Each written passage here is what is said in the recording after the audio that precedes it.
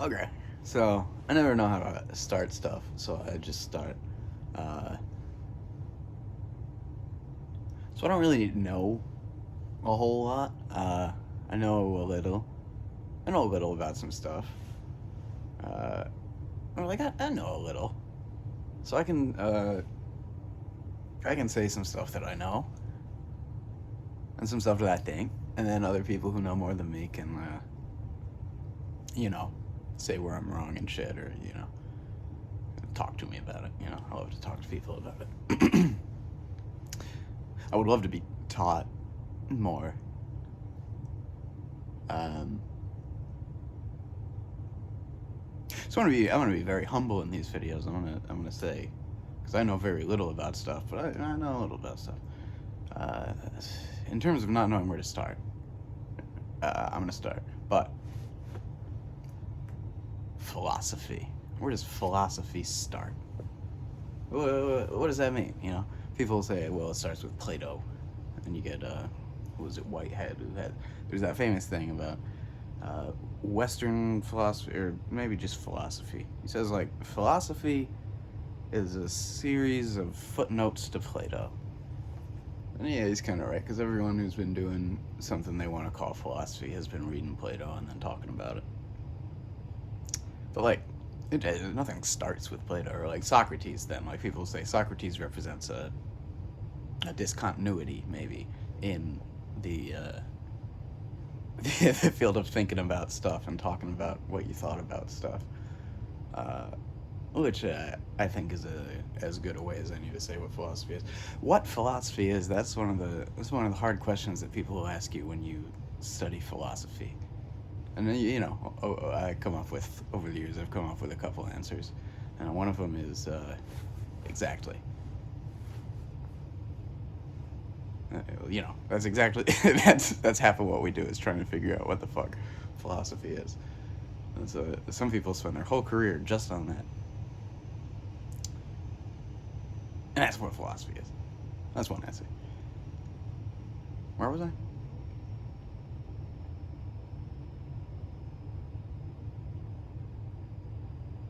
People have been thinking about stuff forever. You're a caveman. I like to think of the stuff, the fundamental stuff of philosophy is like you're a caveman or whatever. You're way back further than caveman. You're some kind of animal, laying on your back, looking at the stars. Because stars used to be like the reason everyone in old times was so about the stars is because like you ever see the stars with no light pollution, you're just out in the middle of nowhere and you just see that's what everyone used to see every night, just the fucking wow, that's the stars.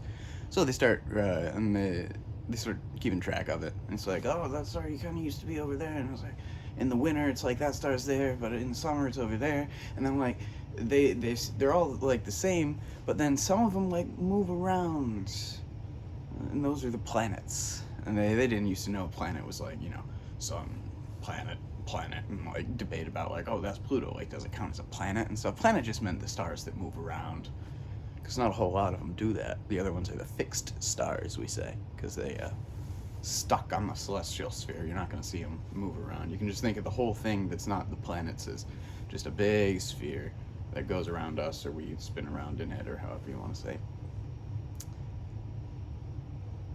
And that's how you start. If no one ever told you about how astronomy or whatever works, that's what you think.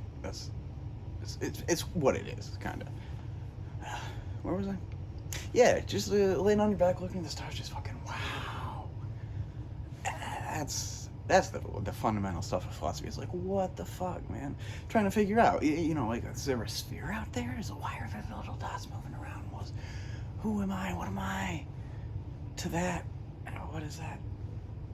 So that's kind of what it is. And so you say, like, where does it start? Well, you can say it starts with that. People like to say it starts with Socrates. Socrates, he was just a guy. What is it? The Phaedo, Phaedo, where you can read about. He has like a little intellectual autobiography. So the Credo, or the Phaedo. Maybe I'm pretty sure it's in the Phaedo somewhere. Phaedo, Photo.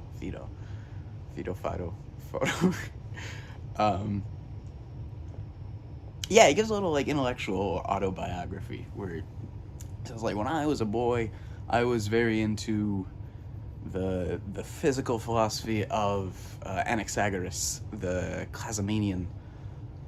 Anaxagoras. I don't know where the little thing is, the accent, so I don't know which syllable gets the stress. Probably Anaxagoras, like we say. And he was one of the, you can call these guys the physicoi, you can call them the physicists, you can call them the Ionian school. That's it. So here's Greece, right? And Greece is like, here's the Balkan shit, and then say here's Italy. This is maybe mirrored. I don't know how mirrored. Here's Italy, and here's the Balkan shit, and you got the Adriatic in the middle, and then like Sicily and shit, and like Crete's down here, and then over here you got Anatolia, Turkey, Ionia, I guess that must have been Ionia, right? Because so you have a lot of intro textbooks will say, put it in these terms.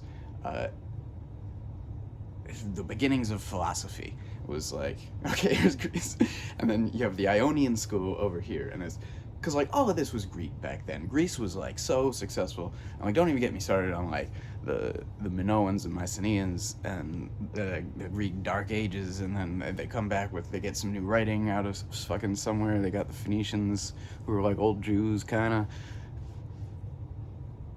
Or like, I don't know, Arabs too. They were Semites coming out of the Levant. Anyway, the Greeks, they get their during these dark ages where they don't really write too much shit. And this is like, think Homer and shit. Like, this is when Homer is writing his shit. Or like, don't get into who or what Homer is or how it was written or whatever. But where it came from was in this dark ages time, and then there was like big civilization. It was the Mycenaeans, and that's like what the Odyssey and Iliad are about. Sorry. And then there was the Dark Ages, and we don't know what was going on. Sorry, I lose track of stuff pretty often. But then Greece has its city-states, and this happens in history. Follow Rome, you get like Venice and Florence. City-states grow out of the remains because cities keep going. The big wider organizational fall, but like cities, people still live in there. They're gonna keep going, and keep doing their shit, and they'll get more powerful and statify. And so you had some of that happening at the end of these Greek Dark Ages. You can say the Dark Age is like the dark side of the moon, I guess, because it's like you can't see it. We don't really know shit about it, so it's dark there. We don't know what's going on. Sorry, I'm waiting for Fallout to download.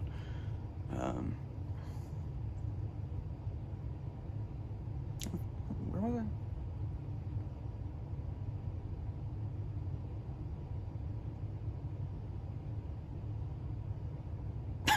Sorry. So you get these Greek city-states who are expanding, and maybe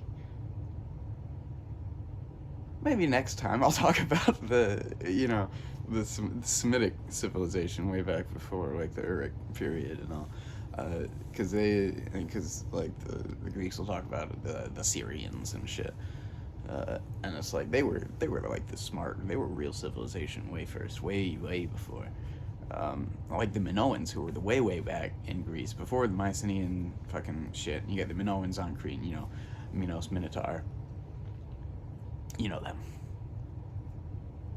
You don't know them too much. We don't really know too much shit about them. But they were like a little fucking little barbarian fucking outpost on the fucking outskirts of the world system over here, which is Mesopotamia. You've heard of Mesopotamia. Excuse me. It was that. And then you got Egypt going too, and they got a whole shit over here where it's like, I'm sorry, jeez, excuse me. The Indo-Europeans are just like a tiny little tribe up here, a barbarian tribe up here, where like civilization and shit, like real civilization, just like, the civilized world like we have now, pretty much.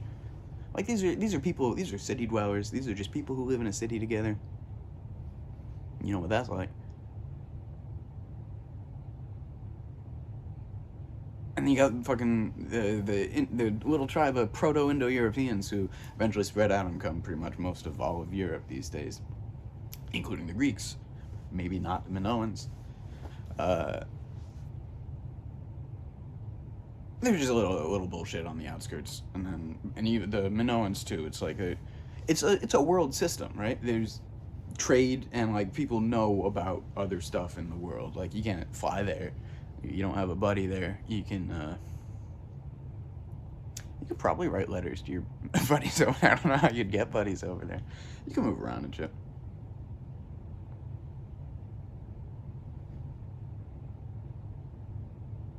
Anyway, so you get the Greek city-states expanding and colonizing. They're little colonizers. They go out and they set up colonies when they get very powerful, and cities arise. That's a thing that happens back then. You get a city, and then the city gets its hinterland, and it gets rich, and probably exploiting a bunch of people, and gathers wealth, and sends off a little colony to go start somewhere else, and like come back, but then sometimes a colony will just go and be its own total other thing. That's how it works. So you have the Balkan shit. Sorry, the Balkan Peninsula right here. Peninsula, yeah. Yeah, you got Greece. You got some islands, and you got Italy. We said it was over here, and then you got Anatolia over here. So when we're talking about the beginning of philosophy, right? That's show's done. We'll get to that next time.